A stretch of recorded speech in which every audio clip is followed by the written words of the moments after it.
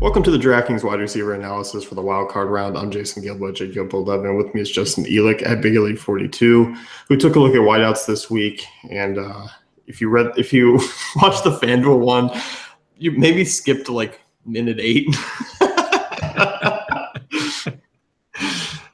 Yeah, there's not a lot of options this week. I mean, that's okay. I'll rephrase that. There are options this week, but there's a few obvious options. I mean, keeping it short and sweet. Everybody knows Jordy Nelson. It's the hottest quarterback in the league. A team that is facing a tough matchup, obviously, but the Packers have just been absolutely on fire. Aaron Rodgers is unstoppable. If you want a safe option that you don't have to quite pay the top dollar, almost top dollar, but not quite, Jordy Nelson's the play. If you have a couple extra bucks, you feel like the Dolphins keep it close enough that Antonio Brown needs to see 10-plus targets, you play Antonio Brown too. They both have great floors. They both have pretty good ceilings. And, I think one guy has a higher ceiling than both of those guys this week based on his matchup and game flow. We'll get to him. But, I mean, it's simple. If you have the money, Nelson and Brown are your plays. And, I mean, it's no analysis necessary. You don't need us to tell you that. And we've seen with both of them. I mean, if they don't find the end zone, they're still fine. Based on yardage and receptions alone on a PPR set like this, they're still safe. Yeah. And I mean, on a 4-game slate, if Jordy Nelson does what he did last week, 6 for 66, he's going to be 80% owned in cash games. He doesn't hurt you anyway. Like if you're worried about him potentially not paying off his price tag, you shouldn't be in cash games because everyone's going to be playing him in cash games. If you think that there's a possibility that could happen, then it seems pretty simple. You just pivot down to Devontae Adams in your GPPs, which is what I think I'll do, at least in one lineup.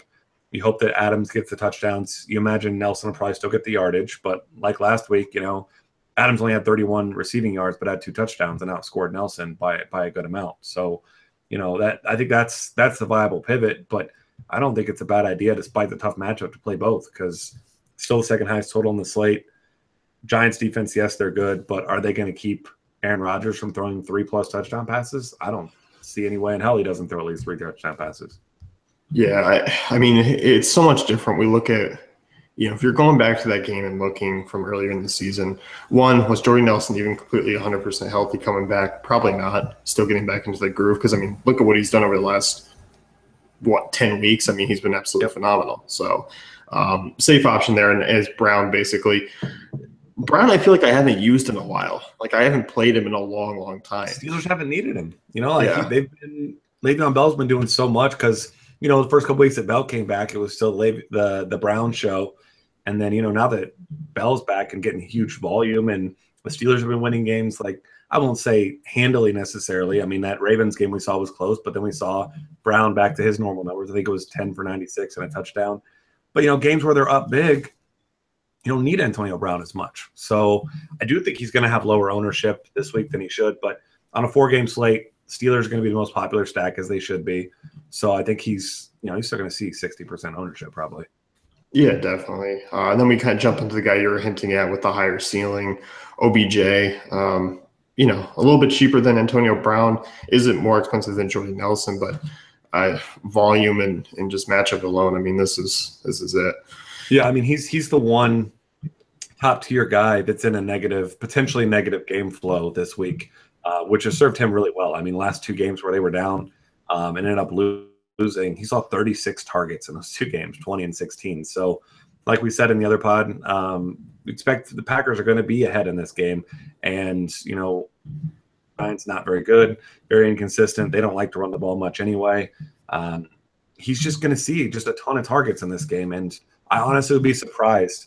The 100% chance the Giants lose if he doesn't have at least 15 targets, but probably like a 95% chance they lose even if he does. You know what I mean? Like he's going to see a ton of targets whether they're winning or they're losing, but it's almost better for him that they're going to be down because especially from a game theory standpoint, because you figure if the Steelers are up big, Packers are up by a marginal amount, a decent amount, Rodgers won't need to throw to Nelson as much, Roethlisberger to Brown won't need as much, and you're going to shoot up those leaderboards quick with Beckham potentially being down. And I mean, he's the one upside option. I mean, you got Sterling Shepard there, but he's not much of a yardage guy. He's not a volume guy. He's a touchdown guy.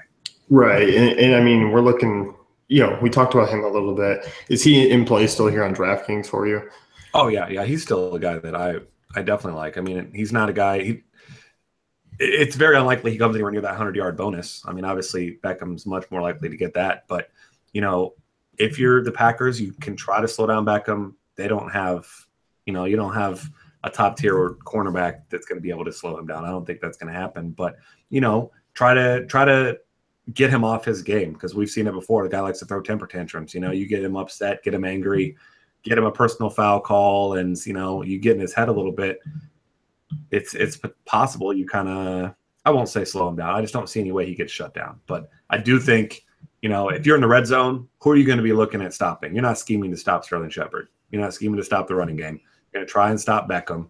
And then Shepard, I mean, I think Shepard's got 2 touchdown upside in this game if the game goes how we expect it to. Yeah, I do too. I mean, he's certainly going to be a viable option.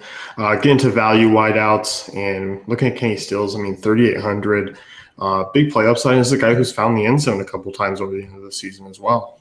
Yeah, I mean, he's scored in 4 games in a row, 5 of his last 6. Another guy who's not a big yardage guy, but he's had a couple big catches down the field at times this season, and he certainly has upside in this game where you expect the Steelers, like we said, are going to be up. Miami's going to be throwing the ball. And if this game flow goes kind of how Vegas says, I don't see any way that Matt Moore doesn't throw 40-plus passes here.